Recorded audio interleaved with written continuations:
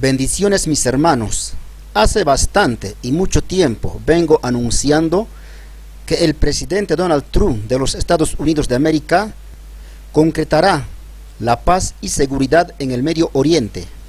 Esta noticia que vamos a escuchar a continuación de la cadena Hispan TV es muy revelador. Los magnates del mundo se reúnen en secreto para el acercamiento entre las dos partes, en este caso Palestina e Israel. En estos días, estos dos pueblos están en peleas campales. Israel bombardea a los palestinos. Hay destrucción en el pueblo de Palestina. Todas estas cosas que está pasando en el Medio Oriente, nada más y nada menos, es para que al fin y al cabo haya paz y seguridad. Muchos cristianos no creerán lo que va a acontecer dentro de muy poco tiempo.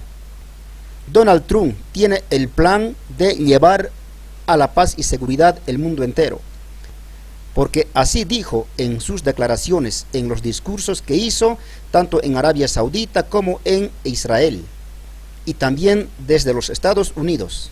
Acción, reafirmo mi compromiso a un futuro de paz y de seguridad para toda la región. Queremos un acuerdo que sea un gran acuerdo para los israelíes y para los palestinos. Mis hermanos, las noticias que salen cada vez más y más son reveladores. Aguardemos, mis hermanos, pero siempre estando al tanto. Como el Señor nos dice en su palabra, tenemos también la palabra profética más segura, a la cual hacéis bien en estar atentos hasta que el día esclarezca. Escuchemos, mis hermanos, entonces esta noticia reveladora que salió nada más y nada menos ayer mismo, y hoy les envío una vez más esta noticia importante. Esto es para el pueblo cristiano, porque el que no tenga a Dios en su corazón no se podrá dar cuenta fácilmente. Aquí está, mis hermanos, la noticia.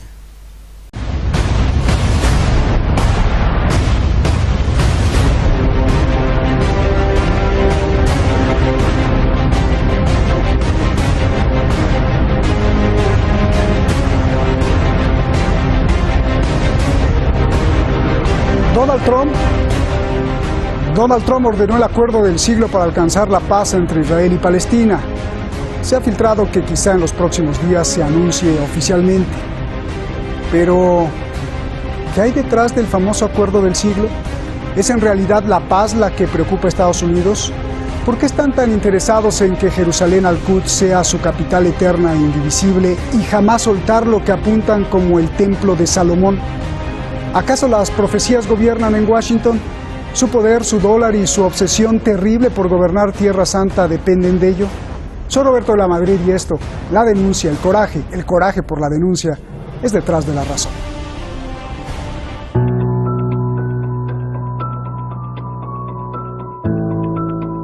Es el plan del presidente Donald Trump. Según él, traerá paz al conflicto entre Israel y Palestina.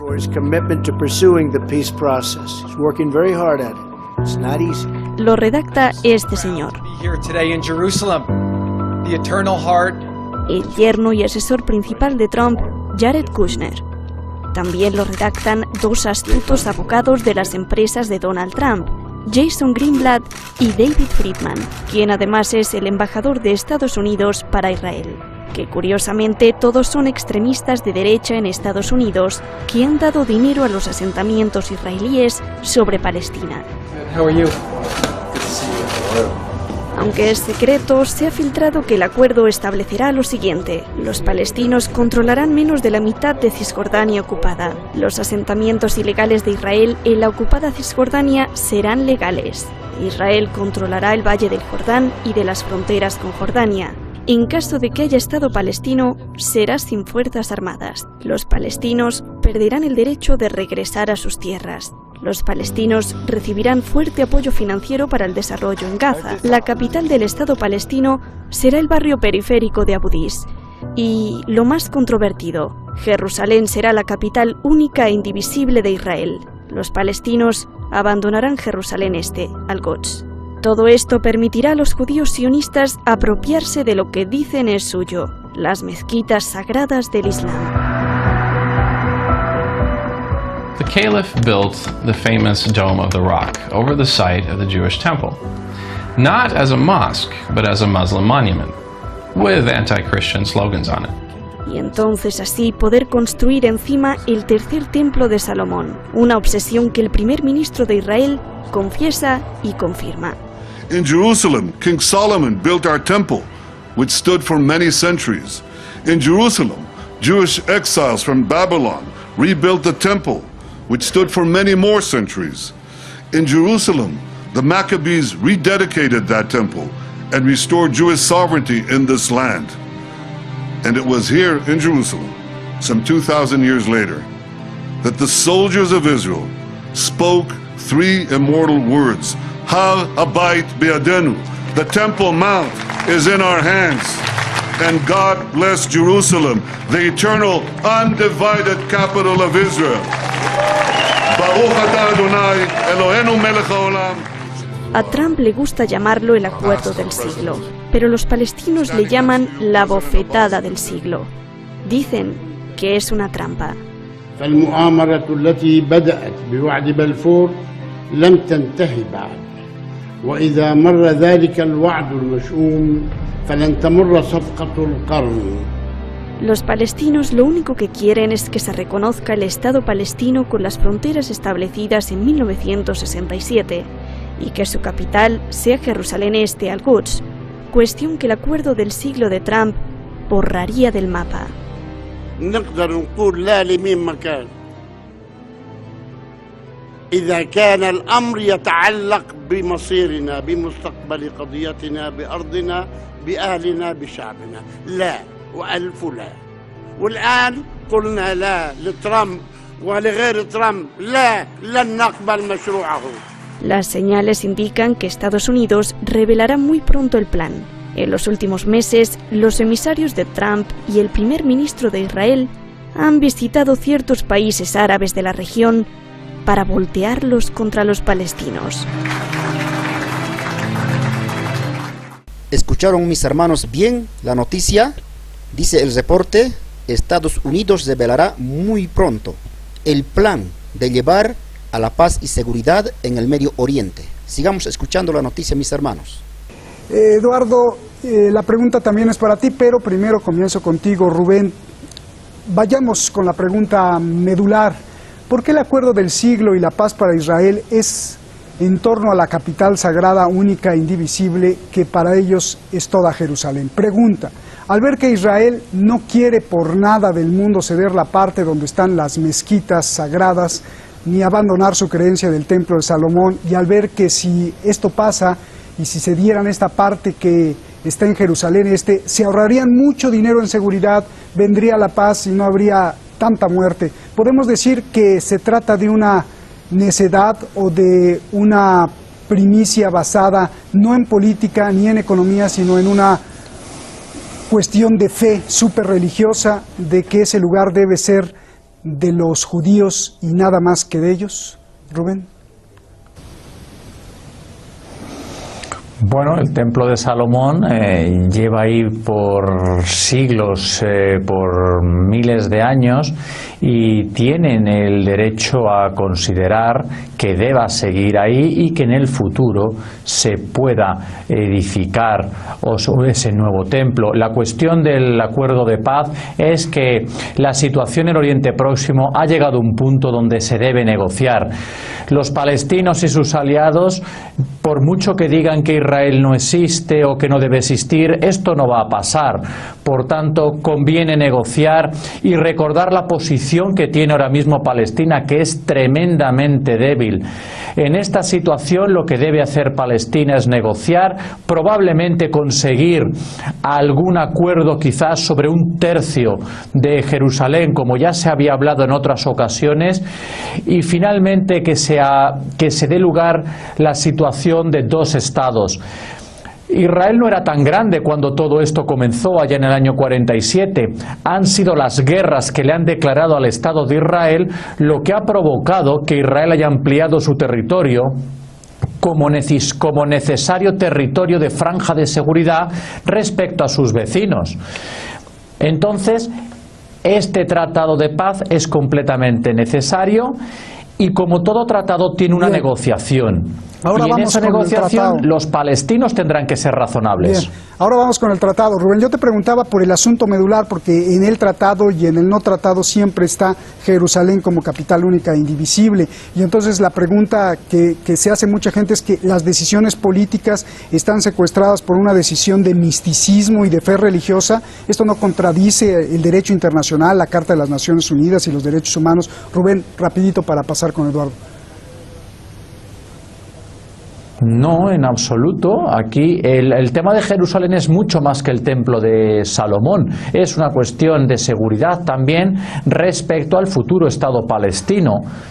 Bien. Por tanto, que haya además un argumento religioso, bien. ¿O acaso los palestinos no utilizan argumentos religiosos? Bien, vamos con Eduardo. Eduardo, a ver, antes de entrar al acuerdo y a las políticas de Trump, a mí me gustaría abordar este punto medular.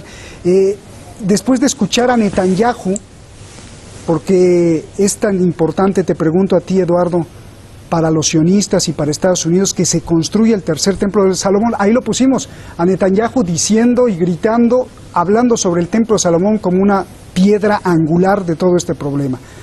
Te pregunto, ¿por qué, Eduardo, por qué es tan importante para los sionistas y para Estados Unidos este templo de Salomón?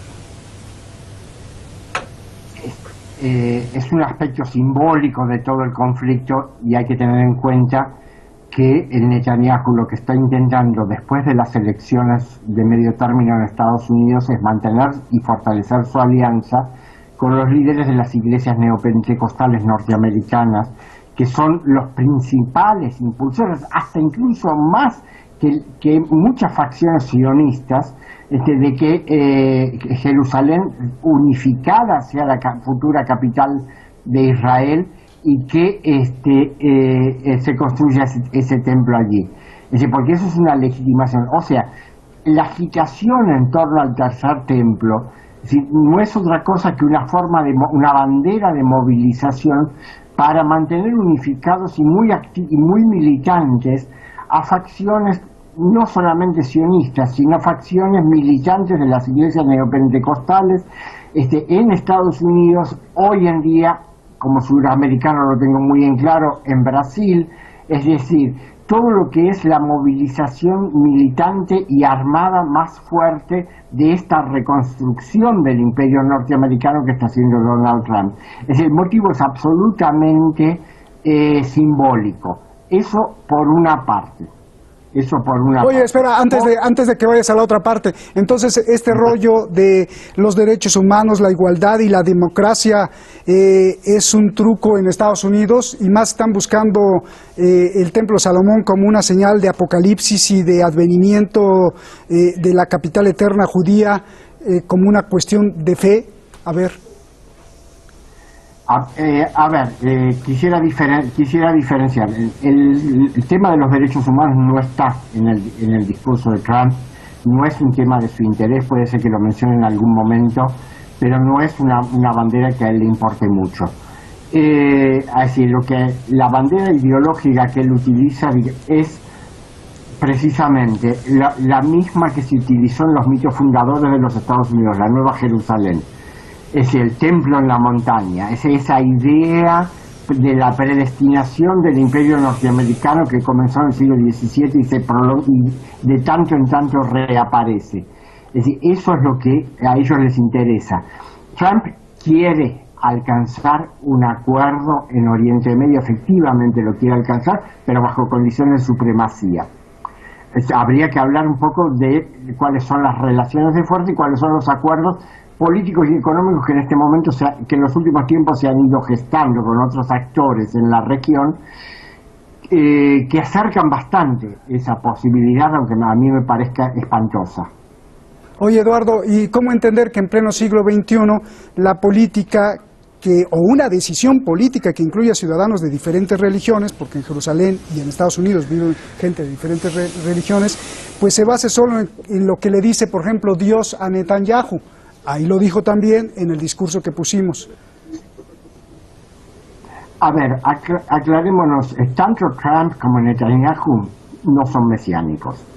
Es decir, son dos políticos hiperpragmáticos que combinan hábilmente religiosidad con negocios, con fuerza, y Netanyahu lo que quiere es afirmar la posición de Israel para el futuro. Hay que tener en cuenta que Israel ha cerrado acuerdos muy sólidos con la República Popular China para que la ruta de la seda y la franja lleguen al Mediterráneo a través de puertos israelíes. Bien.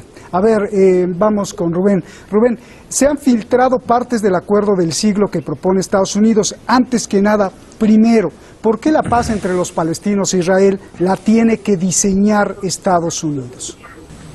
Porque Estados Unidos es el hegemón global, provee de seguridad y tiene la potencia de fuego y el poder normativo para poder respaldar y que luego se cumplan los tratados. El entorno internacional es un entorno anárquico, no tiene autoridad supranacional que obligue a todos. Entonces, en semejante entorno surge la figura de un hegemón bondadoso en este caso, que provee seguridad y respalda los tratados. Cualquier tratado entre Israel y Palestina no tendría gran utilidad, no tendría proyección en el futuro si los Estados Unidos no lo respaldasen y por tanto no contribuyesen al diseño de ese tratado. Tiene que ser así, porque si no las partes no van a ponerse de acuerdo nunca. Hace falta la acción de una potencia hegemónica para llevar a buen puerto ese tratado y garantizar a las partes que el tratado se cumplirá. ¿Qué les parece, mis hermanos? Estas señales proféticas están más claras ahora. El periodista Roberto de la Madrid dice: ¿por qué Estados Unidos tiene que diseñar el plan para el acuerdo de paz entre Israel y Palestina? Y esto es pura verdad, mis hermanos. Los Estados Unidos de América se encargará de arreglar estos dos pueblos en breve. No falta mucho tiempo, mis hermanos. Y detrás del presidente Donald Trump están los poderes, los magnates, los más capos que dominan el mundo entero. Los verdaderos mandatarios están tras de los presidentes, que no conocemos a ciencia cierta quiénes son. Oye, Rubén, pero cuando hay un intermediario, pues el intermediario tendría que ser imparcial. ¿Cómo entender un acuerdo de paz imparcial cuando los redactores del acuerdo de paz han invertido mucho dinero en la construcción de asentamientos israelíes considerados, por cierto, ilegales por la propia ONU? ¿De qué plan de paz se puede hablar, Rubén? Pues se puede hablar de un plan de paz viable porque está respaldado por la hegemonía mundial que representan los Estados Unidos. Y en todo plan de paz habrá partes que negociarán y está claro que Estados Unidos e Israel quieren que se llegue a ese acuerdo de paz. Tengo dudas de si los palestinos desean firmar ese acuerdo de paz o las autoridades palestinas, como siempre, condenarán a su propia población a la situación que viven actualmente. Bien, a ver, te quiero preguntar, Eduardo, ¿tú estás de acuerdo con que Estados Unidos debe diseñar el plan de paz y que además pues el plan de paz no es para nada imparcial porque borra por completo pues los pedimentos de los palestinos, como la capital también, Jerusalén Este? Por favor. A ver, con muchísimo respeto porque no conozco al colega, si eso me lo hubiera dicho en 2011, 2012, cuando comenzaban el plan de destrucción y recolonización de Oriente Medio que llamaron la Primavera Árabe, yo se lo podía creer. Hoy en día es irreal. Es decir, Estados Unidos ha cesado de ser el hegemón mundial y Donald Trump tampoco lo desea. Esto es muy importante. Donald Trump es un líder nacionalista cuyas conductas y cuya ideología a mí no me gustan para nada, pero que es muy realista y sabe perfectamente los límites del poder de los Estados Unidos. Lo que está haciendo Donald Trump, como buen jugador de póker que es adelantando fichas para obligar a los otros a jugar en sus términos. Es decir, Donald Trump sabe, porque es una persona muy inteligente, que el pueblo palestino y los distintos partidos de la resistencia palestina nunca jamás pueden aceptar ese tipo de plan, porque sería la destrucción nacional de Palestina. Y para eso han luchado más de 100 años. Es decir, lo que está tratando es de crearles las condiciones bajo las cuales ellos tendrán que entrar a las negociaciones.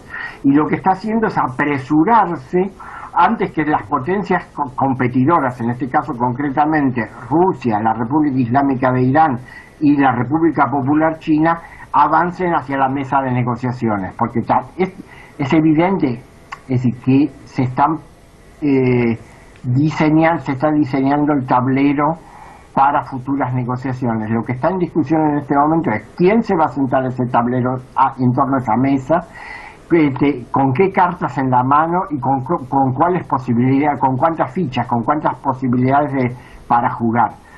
A ver, Rubén, ya nos vamos, nos queda poquito tiempo. Yo te hago, si quieres hacer una réplica, porque Eduardo te dijo que pues no, que no hay tal hegemón, no hay un Estado hegemón, que el propio Trump dijo que ya no tenía tanto poder Estados Unidos y que él quería ser de nuevo el hegemón, pero todavía no, o sea, reconocido por Donald Trump. Y yo te hago dos preguntas. Jerusalén fue declarada por la ONU como un territorio especial y tierra santa para las tres religiones, el judaísmo, el cristianismo y el islam. ¿Por qué Israel no respeta que sea un territorio internacional administrado por las tres religiones más importantes del mundo en vez de que sea su capital eterna? Esa es una pregunta.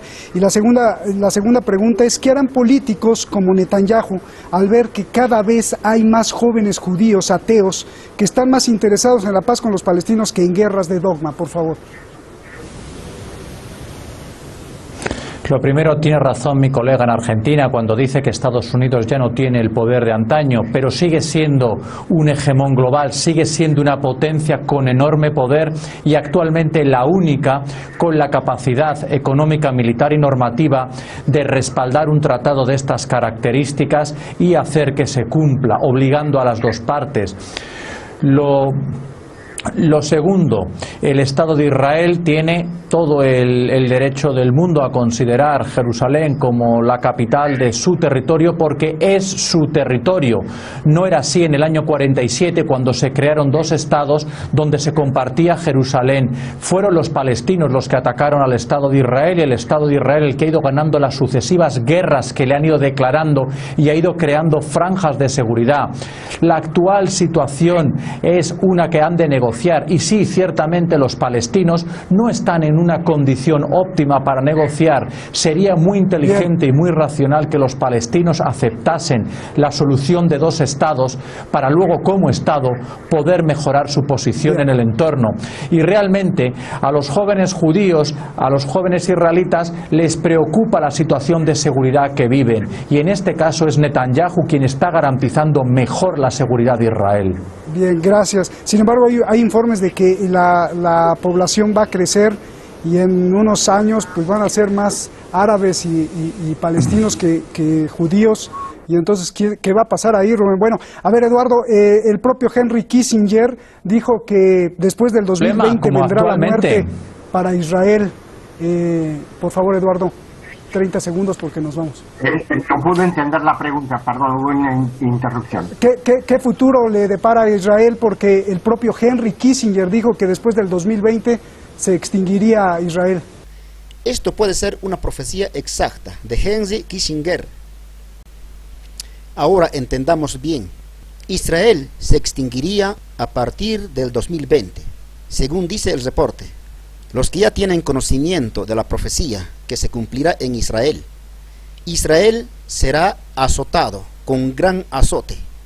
Y efectivamente se cumplirá esta profecía conforme a la Biblia, porque en la gran tribulación el pueblo de Israel será llevado a campos de concentración, miles y miles. Leamos qué dice en la Biblia del pueblo de Israel. Y acontecerá en toda la tierra, es decir, en toda la tierra de Israel, dice el Señor, que las 2/3 partes serán cortadas en ella, y se perderán, mas la tercera quedará en ella. Y para este cumplimiento no falta mucho, está muy próximo a cumplirse, mis hermanos. Ya casi termina la noticia, escuchemos un momento más.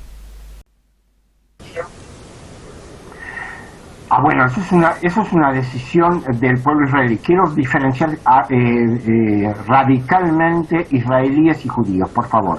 Bien. Es decir, yo tengo, por parte de madre, tengo origen judío y debería ser considerado como judío. Lo que pasa es que no tuve formación en ese sentido y nunca me considere, pero me considero perteneciente a una cultura y un pueblo judío. Entonces, y que no soy sionista, que siempre he apoyado la causa palestina, y que por lo tanto soy laico y no y aspiro a que Israel pueda vivir en paz con sus vecinos, también con los palestinos, en un estado en un estado o en una convivencia de estados democráticos. Yo tengo que cortar, Eduardo, perdón, se nos acabó el tiempo. Me encantaría seguir conversando con ustedes. Un abrazo, Eduardo, hasta Buenos Aires. Un abrazo. Un abrazo. Rubén, un abrazo allá a Madrid. Gracias.